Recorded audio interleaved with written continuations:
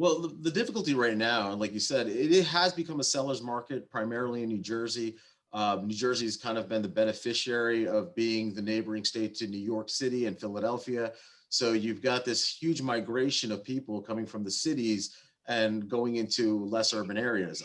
The idea is with the lockdowns that occurred over the last year and the safety concerns, people are looking to go into larger spaces. Unfortunately, the cost of living in these metropolitan areas is significantly higher than it is in these urban areas. So you've got someone who's spending $2 million for a 2-bedroom apartment in Manhattan. That same $2 million will buy you a 6-bedroom or 7-bedroom house in New Jersey. So property values have skyrocketed because of that. What I caution buyers on is that they have to be, it's buyer beware. Right now, property values are high.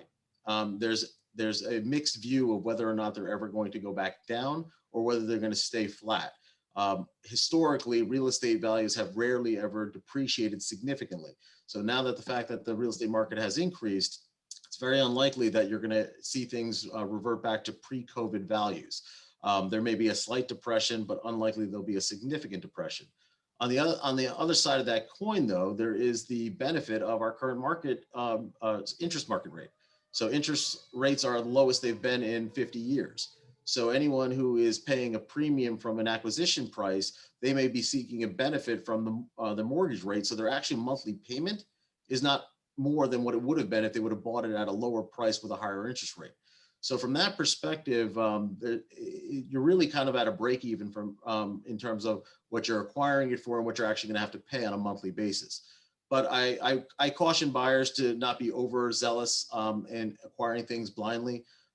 As you mentioned, a lot of deals are dying through the home inspection phase because sellers know that there's someone else who will definitely buy it and probably ignore some of the repair requests that are traditionally normal.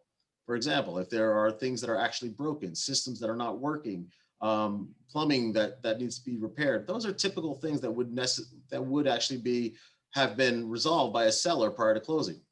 In today's market, even the smallest inspection request is oftentimes rejected because it's such a hot market.